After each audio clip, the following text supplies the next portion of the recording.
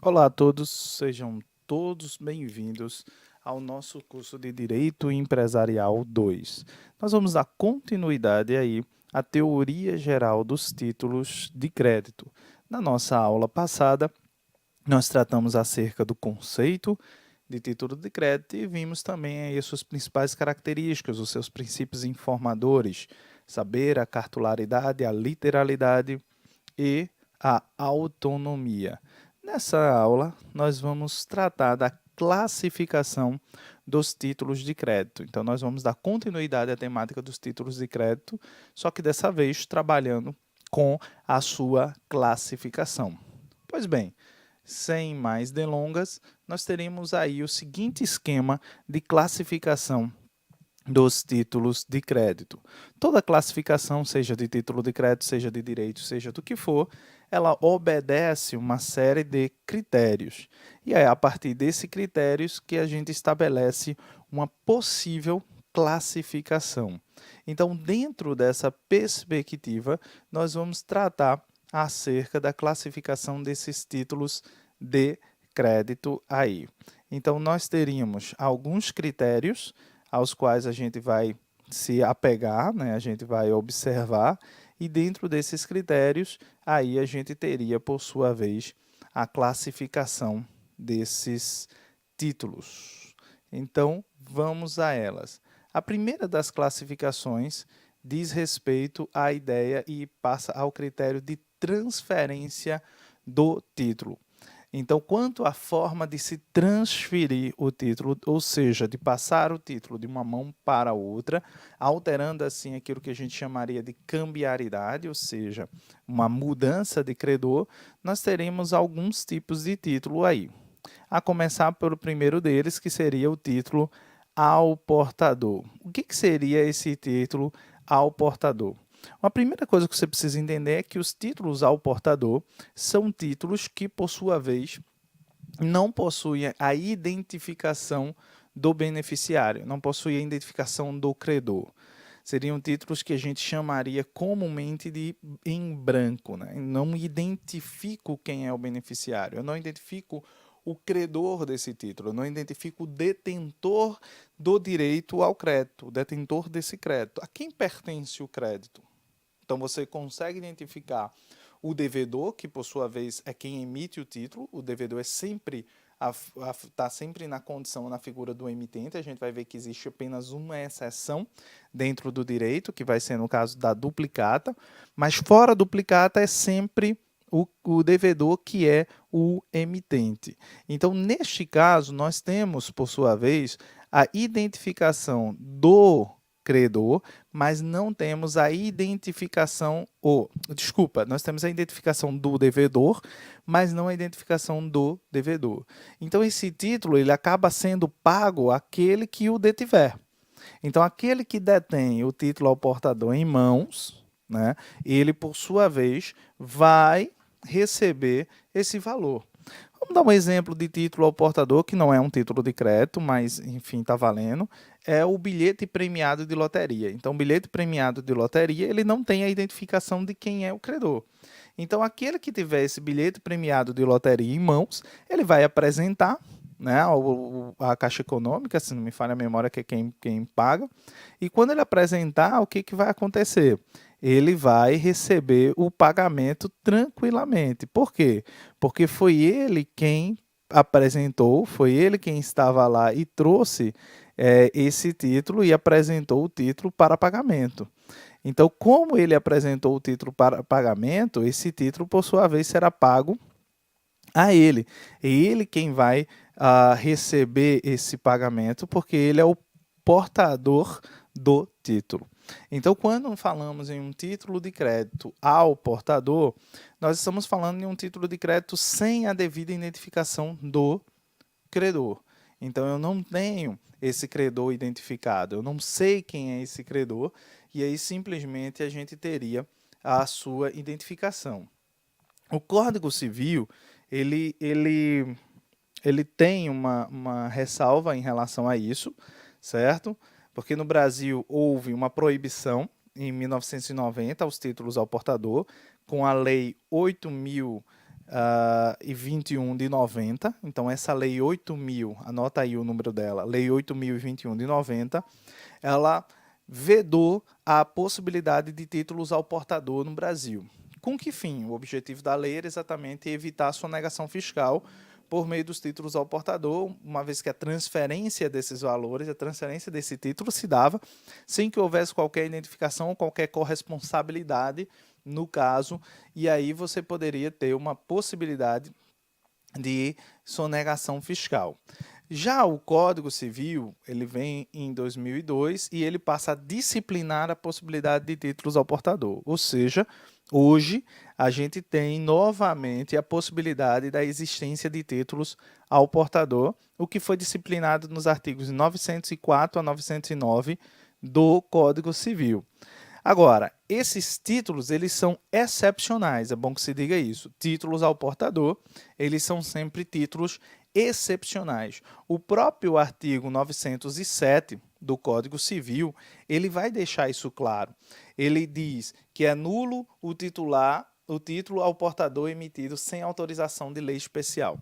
Então, para que haja a emissão de títulos ao portador, ou seja, de títulos em que não existe qualquer possibilidade de identificação do credor, do beneficiário desse crédito, então você teria aí que ter uma autorização em lei especial. Então, olha só o que o Código Civil ele vai disciplinar. Ele rompe com a vedação anterior, feita pela Lei 8.021, de 1990, que visava e que vedava a possibilidade de emissão de títulos ao portador como meio de evitar a sonegação fiscal. Então, ele modifica, ele altera esse tratamento jurídico, possibilitando aí e disciplina aí dentro dos artigos 904 a 909, o Código Civil, mas ele deixa claro lá no 907 que é uma excepcionalidade, que esses títulos ao portador só podem ser emitidos se houver uma lei especial, uma lei específica que autorize, por sua vez, a emissão de títulos ao portador. Claro isso aqui para vocês, passemos ao segundo. O segundo tipo de título de crédito em relação à forma de transferência é os chamados títulos nominais, títulos de créditos nominais. Aí eu fiz uma subdivisão para vocês entre nominal à ordem, nominal não à ordem e o nominativo. O nominativo, ele não é especificamente um nominal, então a gente poderia ter colocado até ele aí mais para trás, né, e no outro coisa, mas eu quis colocar aí, tanto para caber na tela, né, essa classificação, como também pelo fato de que ambos, tanto o nominal como o nominativo, eles têm em comum o fato da identificação do credor. Então, o credor ele passa a ser identificado tanto no nominal como no nominativo.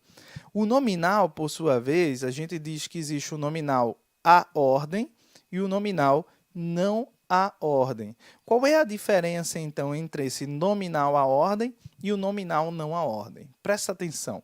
Quando nós falamos em nominal à ordem, nós estamos falando que existe a possibilidade de transferência e esse ato de transferência, porque você vai ter aí que ter uma responsabilidade, quem transfere, por sua vez, ele tem que formalizar essa transferência. Então, esse ato de transferência, por sua vez, ele vai se dar por meio de um determinado regime, que seria o regime jurídico cambial, ou seja, ele será feito por meio de endosso. Já no nominal não à ordem, o ato que promove essa transferência, o ato que promove a transferência do título, vai ser exatamente o chamado cessão civil de crédito. Então, ela vai ter um outro tratamento, que não é o tratamento, por sua vez, dado, conferido pelo direito cambial. Então, a gente vai ter essa diferença, a gente teria essa distinção aí entre eles, quando se fala a respeito de nominal não à ordem e nominal à ordem. Repito para a gente deixar isso aí claro. Qual é a diferença que a gente vai ter entre eles? E aí eu vou envolver também aqui o ao portador. No título ao portador, a gente não tem a identificação do beneficiário, ou seja, não tem a identificação do credor. Esse título ele vai ser pago para aquele que apresentar o título. Além disso, o que eu teria também? A transferência desse título, ela se dá por mera tradição, ou seja, ela se dará por uma simples troca de mãos, por uma simples transferência realizada entre o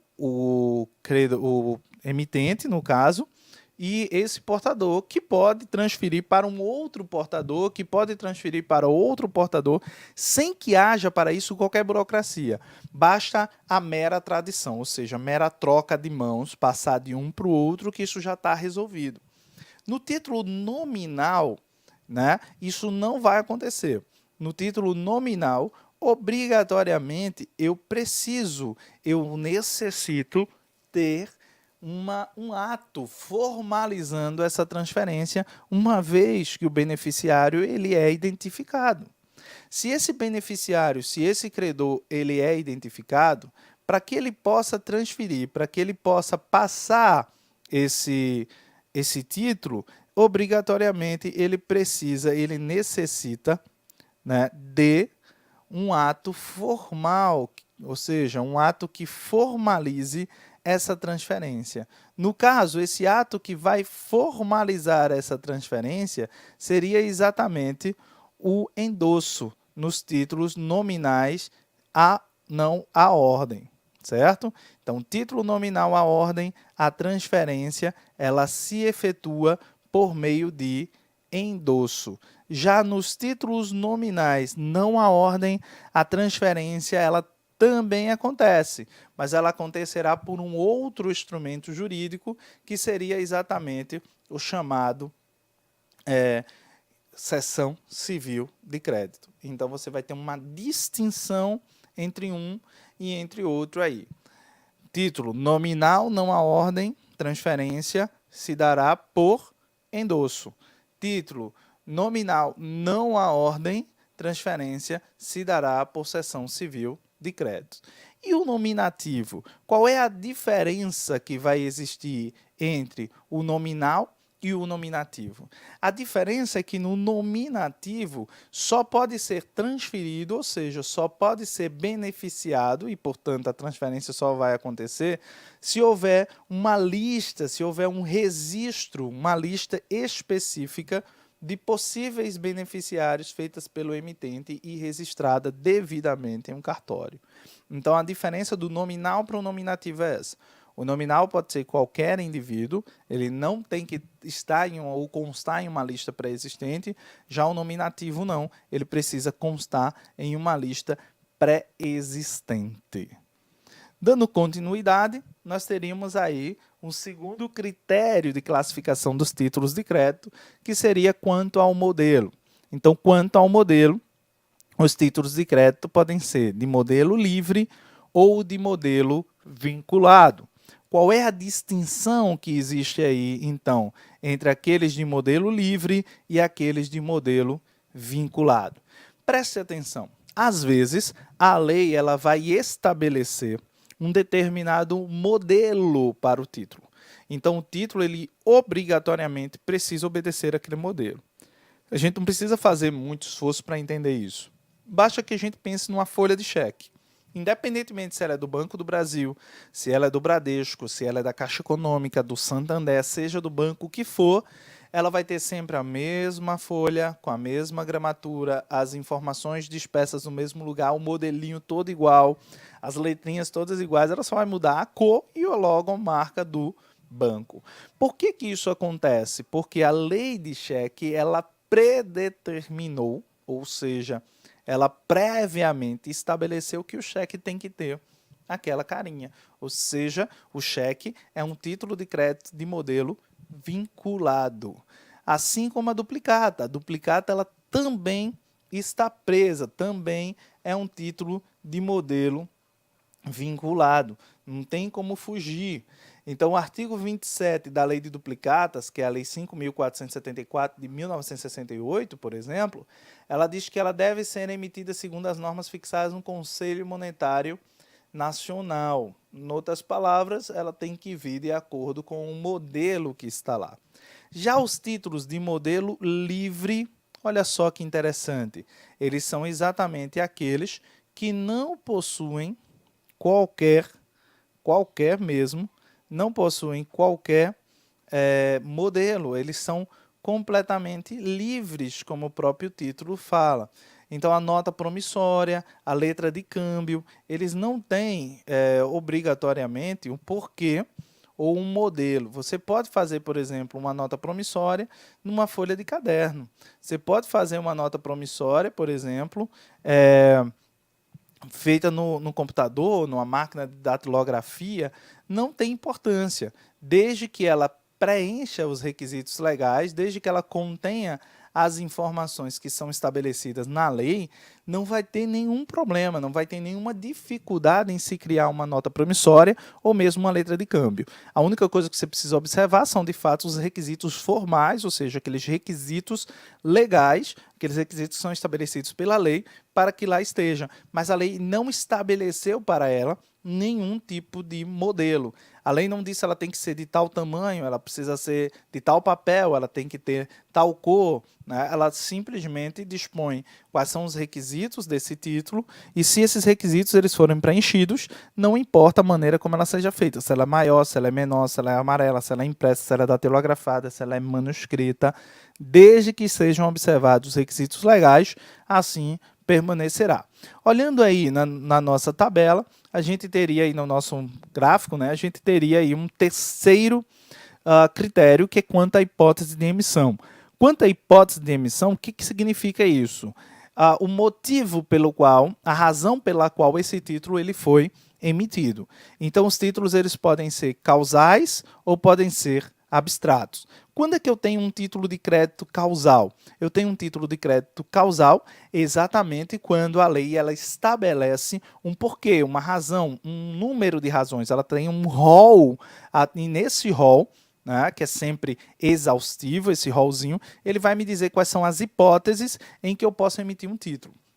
O título causal que a gente vai ter dentre os títulos de crédito típicos, né, no Brasil, seria exatamente a duplicata. A duplicata ela só pode ser emitida quer para compra e venda mercantil ou para prestação de serviços. Então, vou ter dois tipos de duplicata especificamente. Uma duplicata relacionada à compra e venda mercantil, que é aquela compra e venda estabelecida entre empresários, não é qualquer compra e venda, não é a compra e venda civil, por exemplo, que é aquela que a gente faz normalmente, dia a dia. Essa não pode gerar duplicata. Então, a duplicata ela só pode ser gerada em quais hipóteses? Na hipótese de compra e venda mercantil e na hipótese de prestação de serviços. Eu não teria a duplicata sendo emitida por qualquer outro fator, qualquer outra hipótese. Se assim o fizesse, se assim acontecer, essa duplicata ela passa a ser entendida como sendo nula. Ou seja, ela só pode ser emitida em duas hipóteses. Que hipótese? Compra e venda mercantil e prestação de serviços, nada mais, nada menos do que essas duas hipóteses. Já os títulos abstratos, eles não têm um porquê existir, eles não têm uma hipótese para a qual eles existem. Eles simplesmente passam a ser gerados ou passam a ser emitidos sem que haja nenhum motivo, sem que haja nenhuma causa específica, sem que haja nenhum rol, né? Nenhum rol taxativo aí daquilo que eles podem ou não podem fazer. Por exemplo, eu posso pagar com um cheque um sapato que eu comprar. Posso também pagar com um cheque o posto de gasolina. Posso pagar com um cheque a compra de supermercado. Posso pagar com um cheque qualquer coisa. Por quê? Porque ele não tem essa vinculação. Idem para a nota promissória e o mesmo para a letra de câmbio. Então, esses títulos, cheque, letra de câmbio e nota promissória, são considerados títulos abstratos, ou seja, não tem hipóteses, não tem uma restrição em relação à sua emissão.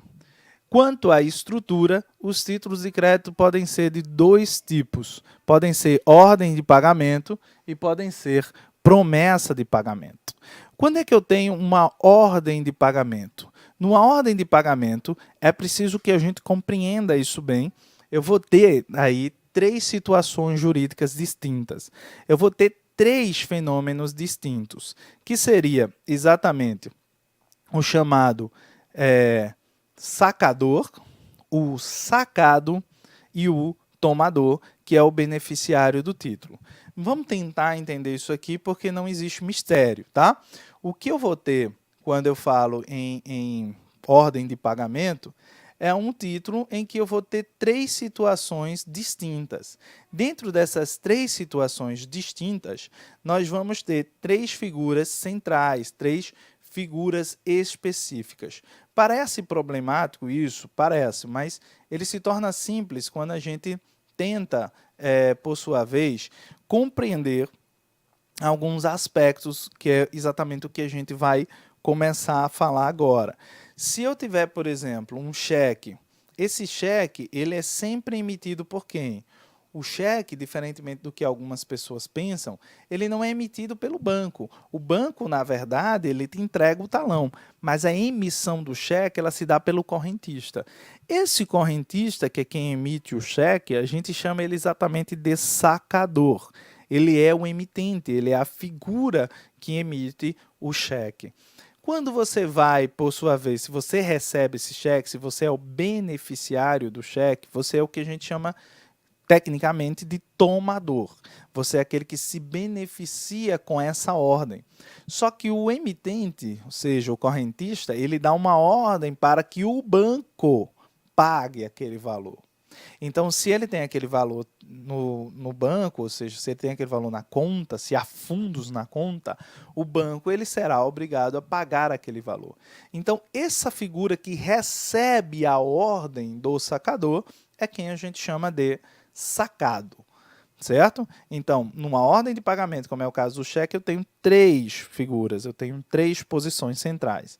Sacador, o sacado e o tomador. Eu tenho aquele que emite a ordem, que é o devedor principal. Eu tenho o sacado, que é quem cumpre a ordem, que é quem paga, quem cumpre a obrigação. E, por sua vez, eu tenho o tomador, que é o beneficiário dessa ação. Então, aí dentro dos nossos títulos, nós teríamos 2 títulos que se colocam como ordem de pagamento, que seria o cheque e seria aí a letra de câmbio. Ambos são considerados ordem de pagamento, certo? Cheque e letra de câmbio. Por sua vez, a nota promissória e a duplicata, elas são consideradas o que a gente vai chamar de promessa de pagamento. Então, há uma diferença aqui bem simples. Na promessa de pagamento, o que a gente vai ter? A gente vai ter apenas 2 figuras centrais. Quem seriam essas 2 figuras centrais? O devedor e o pagador.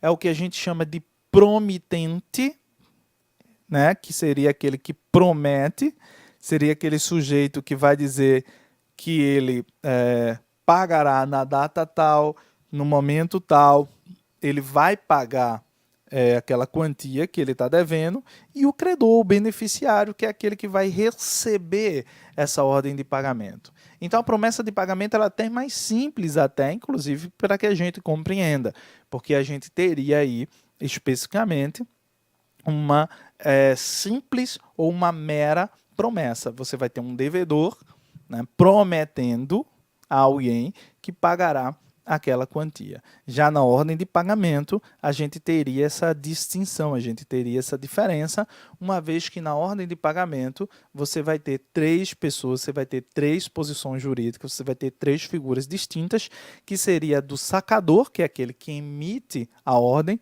o sacado, que é aquele quem sofre a ordem, e o tomador, que é o beneficiário dessa ordem. Com isso, a gente encerra aí a classificação dos títulos de crédito. Só para a gente memorizar, quanto à forma de transferência, nós teríamos aí os títulos ao portador, que é aqueles em que não há identificação do beneficiário, do credor, e, portanto, a troca, a circulação desse título se dá muito facilmente, porque não há uma identificação, e aquele que tiver de posse do título poderá recebê-lo. Vimos também que esse tipo de título ele é uma excepcionalidade, como diz o artigo 907 do Código Civil. Temos também os títulos nominais em relação à forma de transferência. Nestes, já existe a identificação do credor, existe a identificação do beneficiário. E para que haja sua circulação, não se dará com simples ou com mera tradição, mas isso acontecerá a partir de um ato formal, e esse ato vai formalizar essa transferência. Se for um nominal à ordem, o ato que formaliza chama-se endosso. Se for nominal não à ordem, o ato que formaliza essa transferência chama-se, por sua vez, cessão civil de crédito, e não tem natureza cambiária, já tem uma natureza diferente. Temos ainda os títulos nominativos. Os títulos nominativos, como nós especificamos, são aqueles que se transmitem, mas se transmitem por registro. Ou seja, é necessário que haja o registro daqueles que estão ou que são beneficiários. Isso conforme, para a gente não ficar voando, o artigo 921 do Código Civil.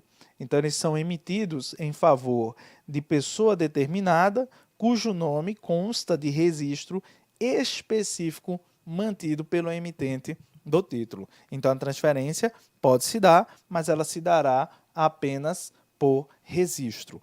Quanto ao modelo, nós vimos aí que existe duas possibilidades: títulos de crédito com modelo livre e títulos de crédito com modelo vinculado. Aqueles que são de modelo livre não têm estabelecido pela lei, definido por lei, qual é o modelo a ser utilizado pelo título. Por sua vez, aqueles de modelo vinculado, como é o caso da duplicata e do cheque, eles terão que observar o modelo estabelecido por lei. Quanto às hipóteses de emissão, ou seja, quanto àquilo para o qual ele pode ser emitido, nós teríamos os títulos abstratos, que são aqueles que não têm razão alguma, pode ser emitido para pagar qualquer coisa, e teríamos também aqueles títulos que são causais, como é o caso da duplicata, que só podem ser emitidos dentro de determinados ou para regular determinados negócios jurídicos e não mais que isso. Em relação à estrutura, nós teríamos as ordens de pagamento, como é o caso do cheque e da letra de câmbio, e teríamos promessas de pagamento, como é o caso aí da nota promissória, por exemplo. Na ordem de pagamento, nós temos três posições jurídicas distintas: o sacador, que é aquele que emite a ordem, que dá a ordem; o sacado, que é aquele que sofre, que recebe a ordem e que, portanto, tem que cumprir com a obrigação; e teríamos ainda o tomador, é o beneficiário, ou seja, o credor dessa relação, o credor desse título. E teríamos ainda as promessas de pagamento, que são aquelas que são efetuadas meramente com dois indivíduos, com duas situações: o devedor, que promete que após determinado prazo pagará, cumprirá com a obrigação descrita, com a obrigação colocada, posta no título de crédito. Com isso, a gente termina essa parte de classificação, e para a gente fechar nossa aula de hoje, eu queria só destacar aqui com vocês a legislação aplicável a os títulos de crédito. Então, nós temos duas legislações aplicáveis hoje em dia aos títulos de crédito, que seriam exatamente o chamado a Lei Uniforme de Genebra, que é uma lei que foi ratificada pelo Brasil e por alguns outros países. O Brasil, acho que desde a década de 60 ou 70, se não me falha a memória, que regulamenta por 2 decretos a lei uniforme. Essa lei uniforme é exatamente a lei que a gente vai aplicar de um modo geral a todos os títulos, pelo menos aos títulos típicos hoje, uma vez que a partir do Código Civil de 2002, o Código trouxe e passou a regular também os títulos de crédito. Então, a gente costuma dizer o seguinte, que para os títulos nominados, ou seja, aqueles que possuem uma lei específica, no caso do Brasil seriam 4, cheque, nota promissória, duplicata, né, e letra de câmbio, então a gente teria para a letra de câmbio, nota promissória, cheque e duplicata, seria aplicado a Lei Uniforme de Genebra, que a gente chama carinhosamente de LUG. Para os títulos inominados, ou como alguns autores chamam, que é o caso do Fábio Lhoa Coelho, para os títulos atípicos, nós teríamos a aplicação do Código Civil de 2002. Então, os títulos de crédito vão se regir por esses dois diplomas especificamente. Obviamente que vai ter as leis específicas, tem a lei do cheque, lei de duplicatas, que aí vão reger, mas nos aspectos gerais, no tocante a endosso, no tocante a aval, no tocante a uma série de coisas, a gente vai aplicar a LUG aos títulos típicos, aos títulos nominados, e aos títulos inominados a gente aplica, portanto, o Código Civil de 2002. Isso posto, espero que vocês tenham compreendido, que vocês tenham gostado aí da nossa aula. Qualquer dúvida, vocês já sabem, podem me mandar mensagem aqui mesmo pela plataforma, você acessa lá mensagens, essas mensagens vão diretamente para mim e assim que eu tiver acesso, eu respondo. Normalmente eu tiro um dia da semana para dar essas respostas, para responder, e aí eu respondo o mais rápido possível para vocês, retirando aí essas possíveis dúvidas. Um beijo grande para todos vocês e a gente se vê na nossa próxima aula. Um abraço e até lá.